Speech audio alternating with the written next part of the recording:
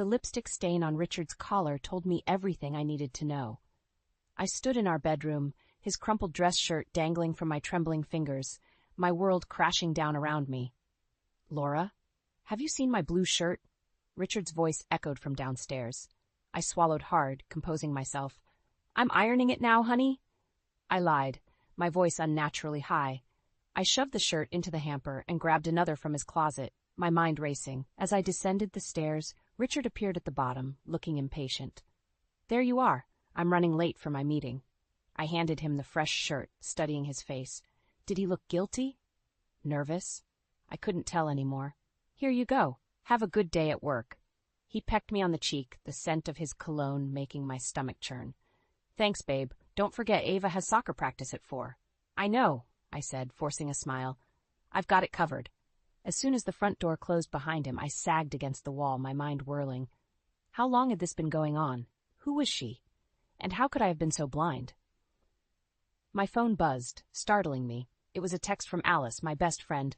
"Coffee at Rosie's in 20?" I hesitated, then typed back, "See you there."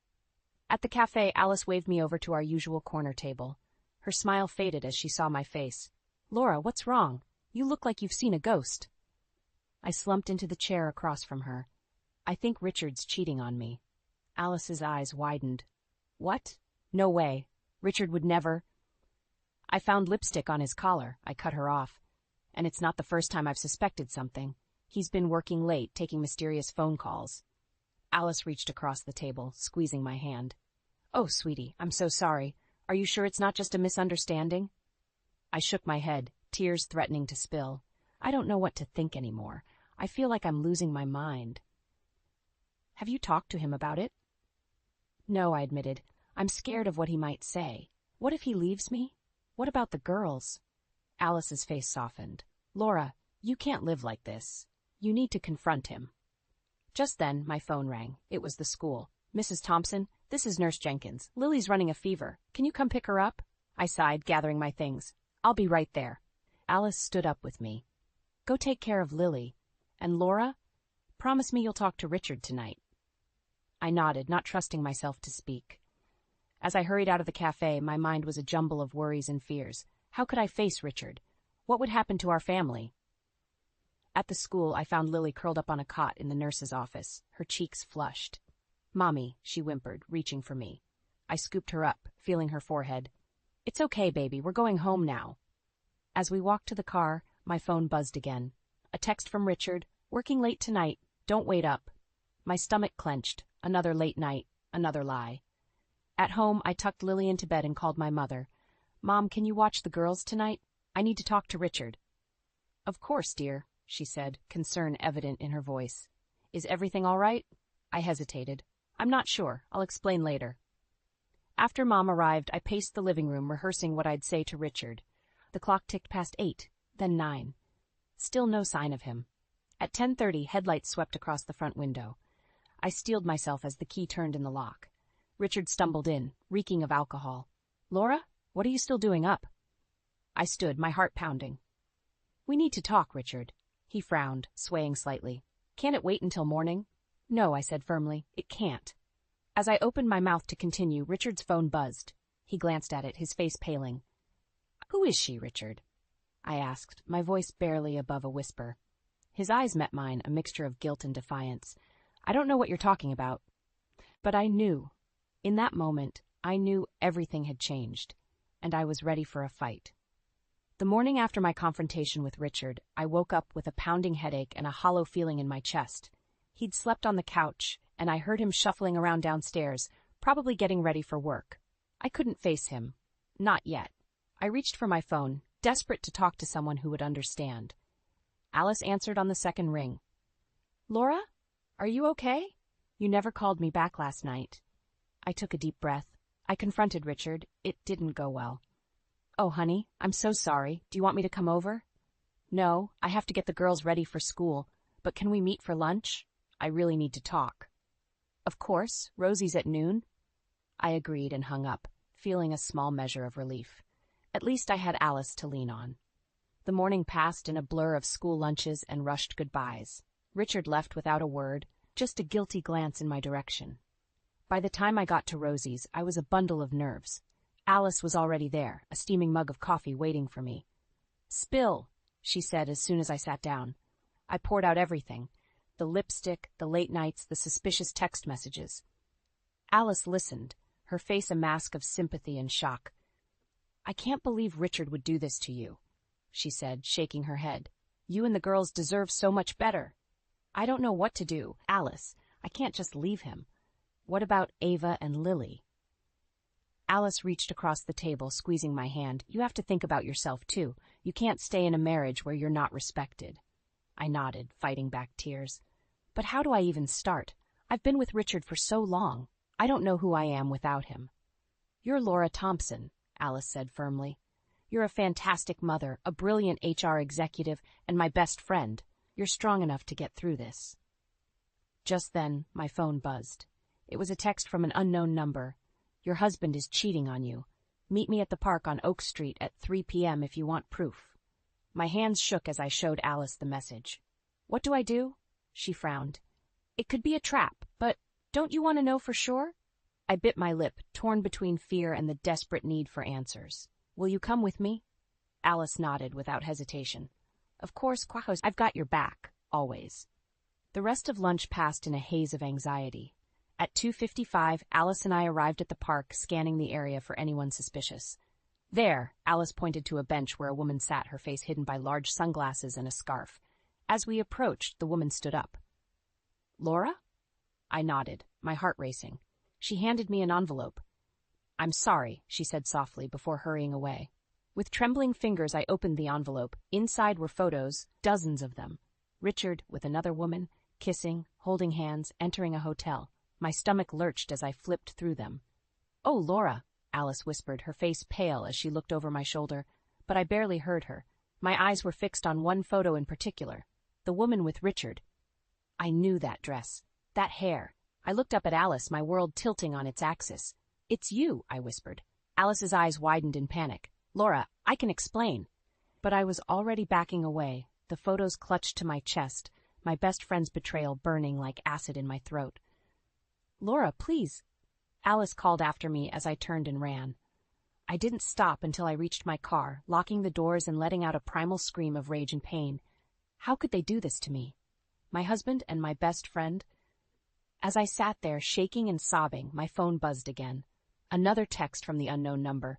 "Now you know the truth. What are you going to do about it?" I stared at the message, a cold determination settling over me. They thought they could destroy my life? Well, two could play at that game. It was time for Laura Thompson to fight back. I sat in my car, hands gripping the steering wheel, trying to steady my breathing. The betrayal of Richard and Alice burned in my chest, but I couldn't fall apart now. I had to pick up the girls from school. As I pulled into the school parking lot, my phone rang. It was Gary, Alice's husband. My stomach clenched. "Laura? Have you heard from Alice? She's not answering her phone." I swallowed hard. Should I tell him? I saw her earlier at lunch. Is everything okay?" Gary's voice was tight with worry. "There's been a fire at our house. I can't reach her, and I'm stuck in traffic. Can you check if she's there?" My world tilted again. "A fire? Of course, Gary. I'll head there right now." I called my mother, asking her to pick up the girls. Then I sped towards Alice and Gary's neighborhood, my mind racing. As I turned onto their street, I saw the flashing lights of fire trucks and ambulances. Smoke billowed from their beautiful two-story home. I parked haphazardly and ran towards the scene. A firefighter tried to stop me, but I pushed past him. My friend might be in there. That's when I saw them. Richard and Alice, huddled together near an ambulance, looking shell-shocked. They were alive, but their clothes were singed, and Alice had an oxygen mask over her face.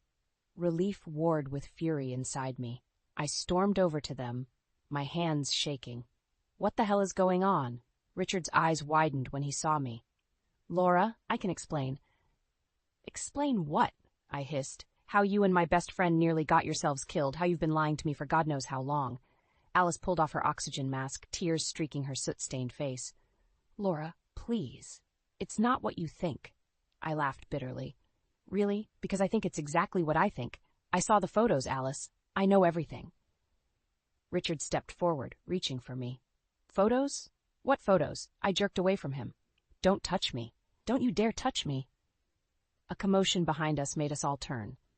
Gary had arrived, his face a mask of panic and confusion as he took in the scene, his partially destroyed house, his wife with another man. "Alice," he called out, pushing through the crowd. "What's going on? Are you okay?" Alice's face crumpled. "Gary, I'm so sorry." I watched as Gary's expression shifted from concern to understanding, then to devastation. My heart ached for him, even as my own pain threatened to overwhelm me.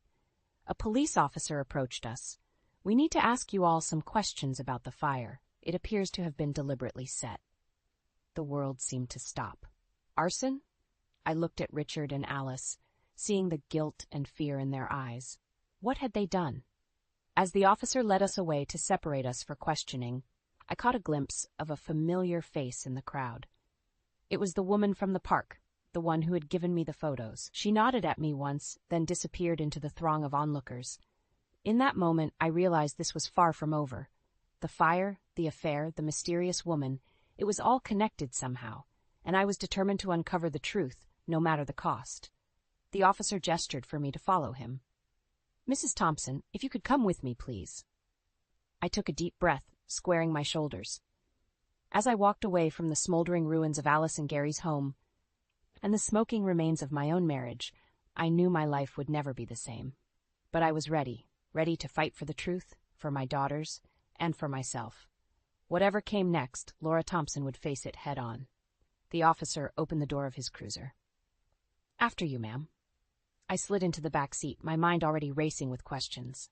As the door closed behind me, I caught one last glimpse of Richard and Alice, huddled together in the chaos. This was just the beginning. The harsh fluorescent lights of the hospital waiting room made my head throb.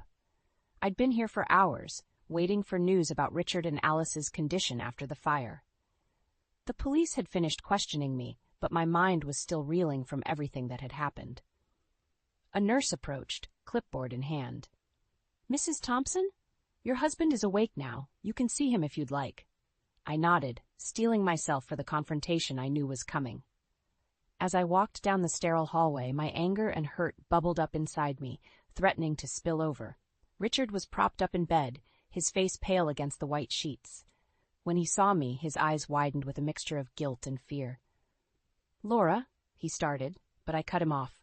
"Don't," I said, my voice low. "I don't want to hear your excuses or your lies. I want the truth, Richard, all of it." He sighed, deflating like a punctured balloon. "I never meant for any of this to happen, but it did happen," I snapped. "You and Alice, how long?" Richard looked away. 6 months. The admission hit me like a physical blow. 6 months of lies, of betrayal. I sank into the chair beside his bed, my legs suddenly weak. "Why?" I whispered. "Why her? Why throw away our entire life together?" "I don't know," he said, and I could hear the genuine confusion in his voice. "It just happened. Alice and I, we connected in a way that—" "Stop." I held up a hand. "I don't need to hear about your connection. What I need to know is what happened at the house. The police think it was arson, Richard. Did you have something to do with that?" His eyes widened in shock. "What? No, of course not. We were just talking. Then suddenly there was smoke everywhere. We barely made it out." I studied his face, searching for any sign of deception, but all I saw was fear and remorse. "Laura," he reached for my hand, but I pulled away. "I'm so sorry, for everything. I know I've ruined everything, but maybe we can." "No," I said firmly, standing up. "There's no we anymore, Richard. I want a divorce." The words hung in the air between us, heavy and final. Richard's face crumpled, but I felt a strange sense of relief. It was out there now. There was no going back. "What about the girls?" he asked quietly. "I'll be filing for full custody," I said, my voice steady despite the turmoil inside me. "You can have supervised visitation, but that's it. You've proven you can't be trusted." Richard opened his mouth to argue, but a commotion in the hallway interrupted us. I turned to see Gary bursting into the room, his face a mask of fury. "You bastard!" he yelled, lunging for Richard. I stepped between them, pushing Gary back. "Gary, stop! This isn't the place." He glared at me. "Did you know? Were you covering for them?" "No," I said softly. "I just found out too. I'm so sorry, Gary." The fight seemed to drain out of him, replaced by a bone-deep weariness I recognized all too well. "What are we going to do?" he asked, his voice breaking. I took a deep breath, making a decision that would change all our lives. We're going to fight back, together. Richard, Alice, whoever started that fire, they're not going to get away with this. Gary nodded slowly, a spark of determination igniting in his eyes. You're right, we deserve better than this. I turned back to Richard, who was watching us with a mixture of fear and resignation. I'll have my lawyer contact you, I said coldly. Goodbye, Richard. As Gary and I walked out of the hospital room, I felt a strange sense of calm settle over me. The road ahead would be difficult, but for the first time in months, I felt like I was on the right path. Whatever came next, I was ready to face it head-on. The days following the hospital confrontation passed in a blur of lawyer meetings and hushed phone calls. I'd managed to keep the girls shielded from the worst of it, but I knew I couldn't protect them forever.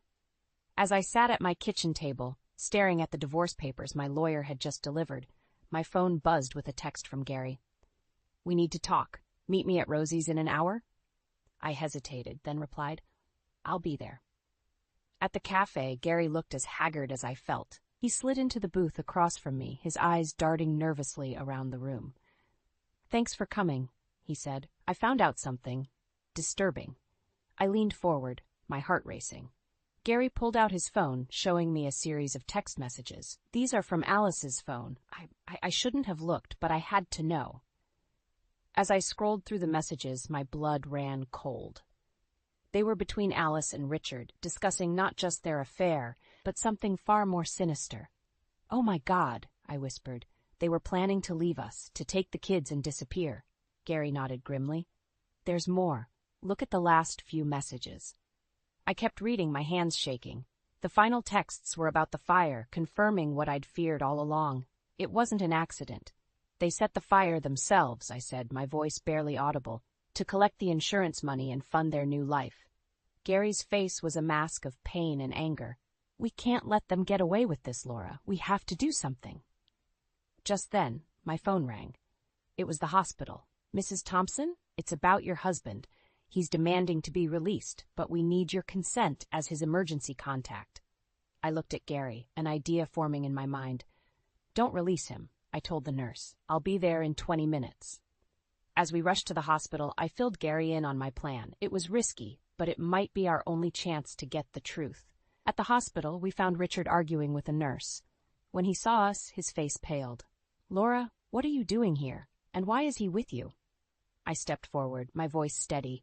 We know everything, Richard. About the affair, the fire, your plans to take the kids. It's over. Richard's eyes darted between us, panic setting in.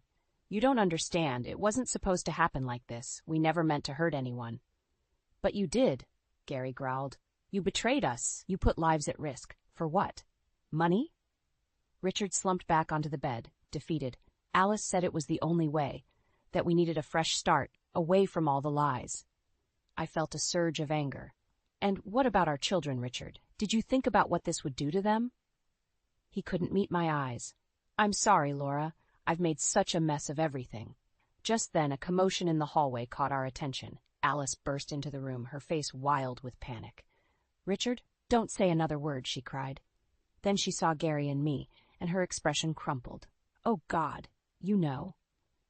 The four of us stood there, the weight of betrayal and destruction heavy in the air. I looked at Gary, seeing my own pain and determination mirrored in his eyes. In that moment, I made a decision that would change all our lives forever. I pulled out my phone and dialed. This is Laura Thompson. I need to speak to Detective Johnson about the arson case. I have some new information. As I spoke to the police, I watched Richard and Alice's faces crumble with the realization that their carefully constructed plans were falling apart. This was it, the point of no return. Whatever happened next, I knew our lives would never be the same. But for the first time in months, I felt a glimmer of hope. The truth was finally coming to light, and with it, the chance for justice and a new beginning. The hospital room crackled with tension as Detective Johnson finished taking our statements. Richard and Alice sat on opposite sides of the room, their faces ashen. Gary stood beside me, a silent pillar of support. Mr. Thompson, Miss Carter, the detective said, his voice grave. Based on the evidence and your confessions, you're both under arrest for arson and insurance fraud. As the officers moved to handcuff them, Richard's eyes met mine, pleading. Laura, please, think of the girls. We can work this out. I felt a surge of anger. You should have thought of them before you decided to burn down a house and abandon your family. Alice sobbed as she was led away. Gary, I'm so sorry. I never meant for it to go this far. Gary's jaw clenched, but he remained silent. As Richard and Alice were escorted out, Detective Johnson turned to us. We'll need you both to come down to the station for further questioning. I nodded, my mind racing. Of course, but first I need to make arrangements for my daughters. Outside the hospital, I called my mother. Mom, I need you to keep the girls overnight. Something's happened. After explaining the situation, I hung up, feeling the weight of everything crashing down on me. Gary touched my arm gently. Are you okay? I shook my head, fighting back tears. I don't know how I'm going to tell the girls their father's been arrested. How do you explain something like that to children? Gary's eyes softened with understanding. We'll figure it out together.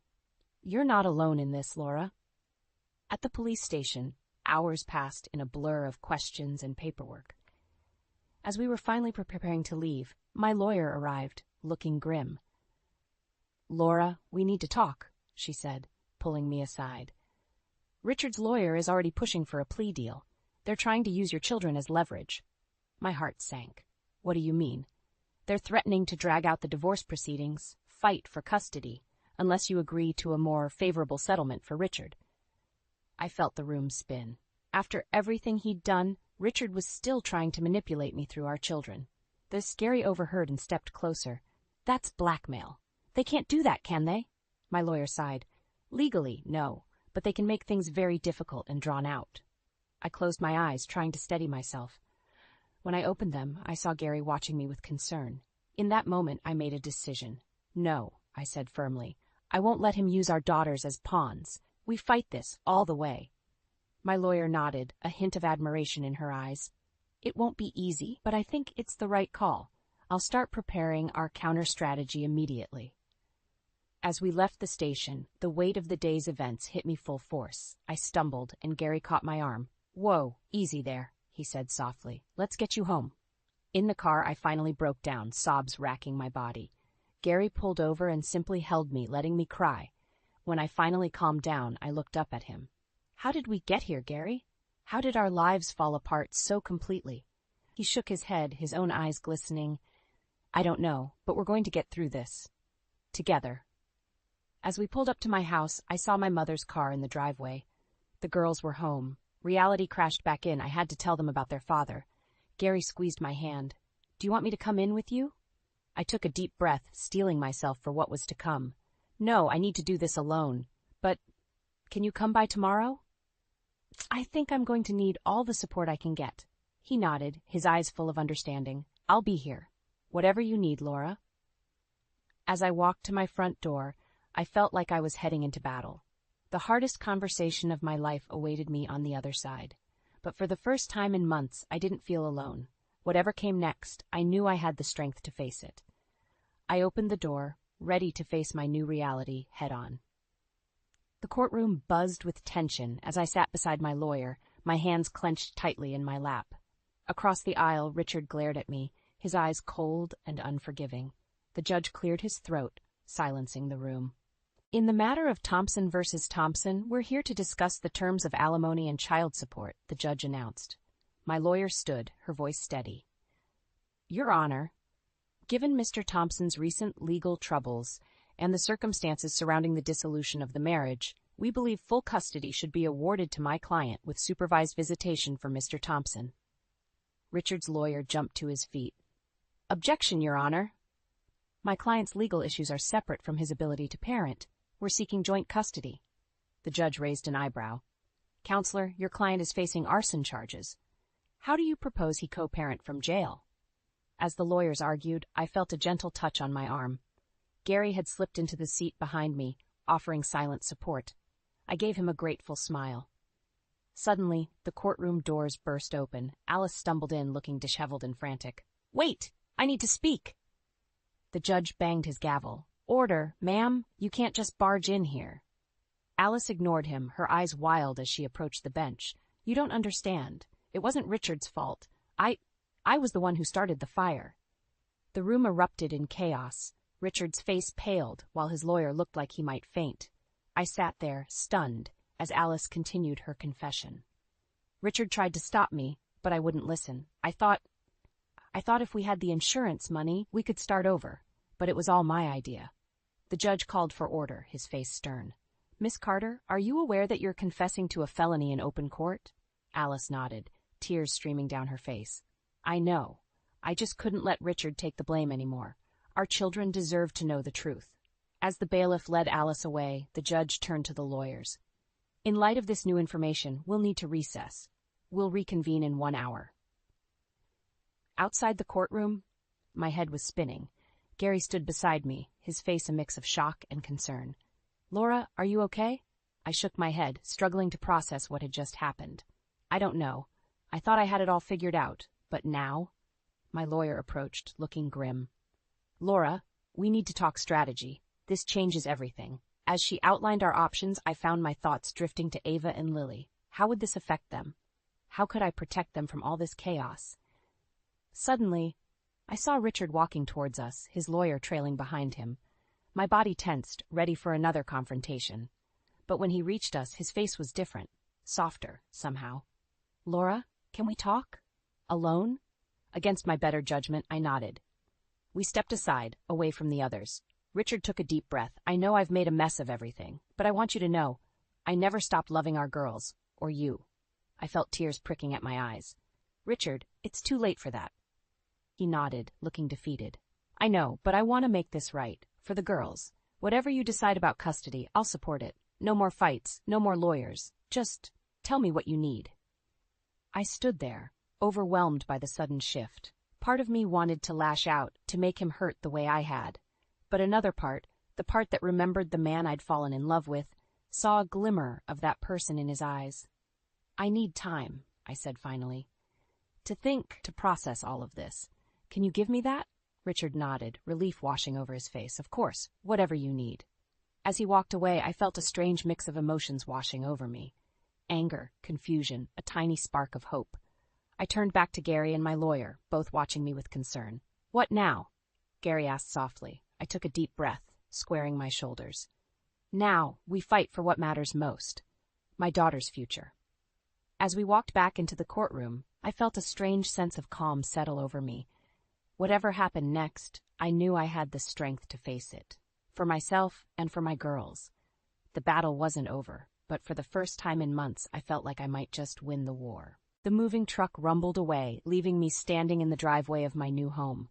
Ava and Lily raced inside, their excited squeals echoing through the empty rooms. I took a deep breath, savoring the crisp autumn air and the sense of possibility that came with it. Need a hand with those boxes? I turned to see Gary walking up the path, a warm smile on his face. Over the past few months, he'd become an unexpected source of strength and friendship. I'd love some help, thanks, I said, grabbing a box. As we carried the last of our belongings inside, my phone buzzed. It was a text from Richard. Hope the move went well. The girls settled in okay? I hesitated before replying. They're excited. Thanks for asking. Our relationship had evolved into a cautious co-parenting arrangement. It wasn't perfect, but it was better than I'd ever imagined during those dark days of the divorce. Mom, can we set up our rooms now? Lily called from upstairs. Coming, sweetie, I called back, then turned to Gary. Want to stay for dinner? It's just pizza, but... He nodded, his eyes crinkling at the corners. I'd like that. As we worked on unpacking, my mother arrived, arms laden with homemade casseroles. I thought you could use some real food, she said, kissing my cheek. The house slowly came to life with laughter and chatter. As I watched Ava showing Gary how to properly arrange her stuffed animals, I felt a warmth spread through my chest. This wasn't the family I'd imagined, but it was beautiful in its own way. Later that evening, after the girls were in bed and Gary had gone home, I sat on the porch with my mother, sipping tea. You know, she said softly, I'm so proud of you, Laura. You've handled all of this with such grace. I felt tears prick at my eyes. It doesn't feel like grace most days. I still get so angry sometimes thinking about what Richard and Alice did. Mom squeezed my hand. That's normal, dear, but look at what you've built from the ashes of that betrayal. You're stronger now, and your girls are thriving. As if on cue, my phone buzzed with a news alert. I gasped as I read the headline. Local business owners face bankruptcy after failed insurance scam. The article detailed Richard and Alice's financial downfall, their reputations in tatters. For a moment, I felt a flicker of satisfaction, quickly followed by pity. They'd lost everything, while I'd gained a new life. What is it? Mom asked, concerned. I showed her the article, watching as her eyes widened. Oh, Laura, how do you feel about this? I took a deep breath, surprised by my own response. Honestly, I feel free, like the last tie to that old life has been cut. Mom nodded, understanding in her eyes. You've come so far, sweetheart. Your father would be so proud of you. We sat in comfortable silence watching the stars come out. I thought about the journey that had brought me here. The pain, the betrayal, the moments of despair. But I also thought about the strength I'd found, the friendships that had deepened, and the love that had sustained me. As I looked out at the quiet street of my new neighborhood, I felt a sense of peace settle over me. The past couldn't be changed, but the future was full of promise. You know, I said softly, I think we're going to be okay. Mom squeezed my hand. More than okay, dear. You're going to thrive. I smiled, feeling the truth of her words in my bones. Whatever challenges lay ahead, I knew I had the strength to face them. And I had a family, not the one I'd expected, but one built on love, trust, and resilience. As I headed inside to check on the girls one last time, I paused in the doorway, looking back at the life I'd left behind. Then, with a small smile, I stepped forward into my new beginning, ready to embrace whatever came next. The door closed softly behind me, the sound of a chapter ending and a new one beginning. In the quiet of my new home, surrounded by the love of my daughters and the support of true friends, I felt a surge of hope for the future. It wasn't the happily ever after I'd once dreamed of, but it was real, it was mine, and it was beautiful.